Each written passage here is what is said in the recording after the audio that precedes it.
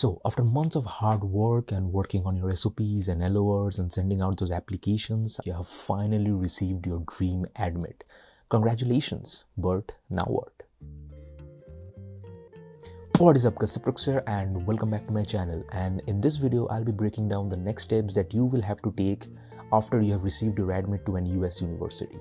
And if you guys are new here, I make content mostly on cinematics, travel and also on study abroad topics, so if you're interested in those, feel free to subscribe. Appreciate that.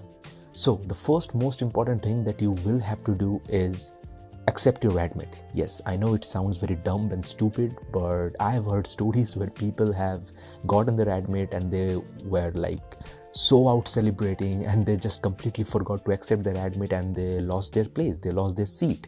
So yeah, after you have received an admit, carefully go through the admit, read the whole admit, peruse it. There will probably be a deadline on your admit by which you have to let the school know your decision, whether you want to accept the admit or you want to decline the admit.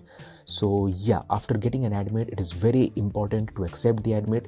There will also be a link on your admit letter probably where you will have to go and choose yes or no.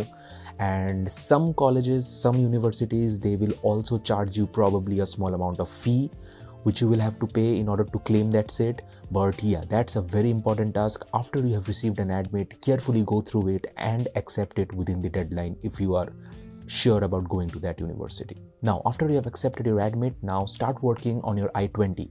I-20 is gonna be your most important document in your international student life. If you're coming to US, I-20 is gonna be a very important document and you will need to start work on your I-20 as soon as possible.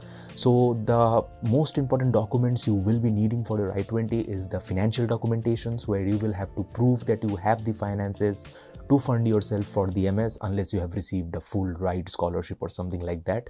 But yeah, as soon as you upload your financial documentation, and I will make a separate video on what kind of financial documentations you can show in a later part, so stay tuned for that. But yeah, your university will provide you with a financial declaration form, and your university might also suggest what kind of financial documents we accept, what kind we do not accept. So the best place to know about that is maybe contact your university, or you will generally find a page for international students where these all will be mentioned in great detail, so you will get an idea of what to do and what not to. And after you have secured those finances, those financial documentations, you will need to upload them. The school will then vet them, verify them, and once they get approved, you will get your I-20.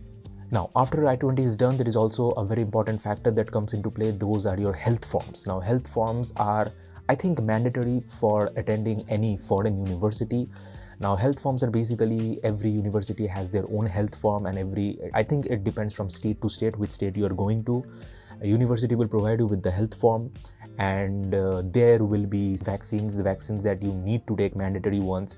There will be some recommended ones and some optional ones, something like that. Now, most of these vaccines are generally given to you while you are a child, but if some vaccine you have not taken it and it's really required in your state, then you will have to contact a doctor and you will have to get yourself vaccinated. Some typical vaccinations might include MMR, rubella, varicella, influenza, Tdap booster and stuff like that. I'm not exactly sure what are the vaccines I did take, but I did consult a doctor and I had to take 2 or 3 of the vaccines that were required by Indiana University at that point of time. Yes, finding a doctor is very important, a doctor whose signature will be there on the health form, because the college will also see that it has been verified by a verified doctor in India.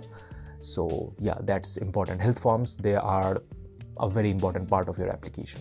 Alright, now after you have gotten your I-20, you will get your service ID, and with that service ID, you will need to pay your service fee. Service is basically, I'm not exactly sure of the full form, but I think it's Student Exchange and Visitors Information, something like that. It basically shows that you are coming to US as a student and that you are logged into the US documentation as a student, as an F1 student, and so you will need to pay that fee to get your records up and running. And the fee for that, I think, is $350 right now. So yeah, after you have gotten your I-20, your next task will be to pay your service fee. You can generally go down to this website and pay your service fee, and I think there are online methods of payment and you can use any credit or debit card that uses Visa or MasterCard. Now, after you have paid your service, now comes a very important part of your whole journey, that is filling up your DS-160 form. Now the DS-160 form is the first step towards getting the visa. The DS-160 form is it's very intensive. It asks you a lot of information, a lot of crucial, important information, and the DS-160 form is around 7 to 8 pages long, and it takes time to fill it. So take your time, fill up the DS-160 form, and while you're filling up the form, keep track of your application number, because the website provides you with the option to save a form and then come back again and complete it later. So keep track of that application number. It's very important. You're also going to need it when you're applying for the visa or you're trying to book visa slots. But yeah, the DS-160 form is very important. It asks you about your past experiences, your past educational qualifications, and why you're wanting to go to US and all that stuff. So yeah, it's a very important form. Fill that up after you have paid your service fee. Probably make a video on how to fill up your DS-160, show you how to fill up a dummy form. And the DS-160 fees is almost $160 right now, and that is basically the fees you pay to book a visa slot. You can go over to this website and then access your DS-160 form or start a new DS-160 form to fill up. Now, after you have filled up your DS-160, now comes the time, the most important time I would say, when you have to book a visa slot. Now, it will take a lot of sleepless nights and a lot of looking around, because you need to be constantly aware of when slots are opening and slots are closing, because there are a lot of students who are trying to book visa slots. I will also make a separate video on what are the procedures I followed in order to book a visa slot. Stay tuned for that too. But yeah, it is also one of the most important part in your journey. So the visa slot booking takes place generally in 2 steps. The first step is generally booking your biometric date, where you will go and have your biometrics, and the second date you will have to book is the consular appointment, where you will go and have an interview with the visa officer, where the visa officer will ask you some questions, and on that day you will get to know whether your visa has been approved or denied. So yeah, after filling up the DS-160, you are all ready to go in and book your visa slots. Now, after you have gotten that visa approved, now it's time to make travel arrangements to USA. Now, many people do this. Many people actually book their flight tickets well in before, even before their visa has been approved, because as you get sooner, because let's be real, if you are coming for fall 24, you will probably get your visa slots in the month of May, June, July, and by the time you have your visa approved and then you try to book the ticket, the flight tickets are much more expensive.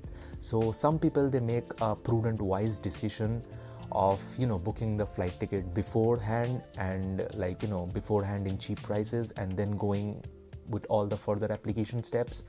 But then some people might ask, what if my visa gets rejected?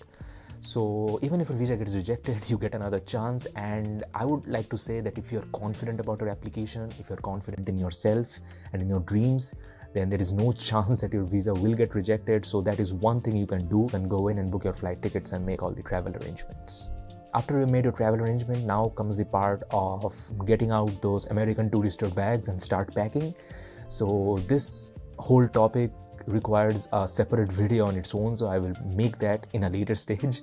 And so yeah, after you booked your flight tickets, just start packing. Just make a list of all the things that you want, and you are ready to fly off to USA.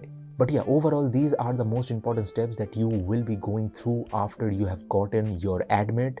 And that was all for this video. If you like this video, give it a big thumbs up, hit the subscribe like a snare, and I'll see you guys in the next one. Till then, peace out.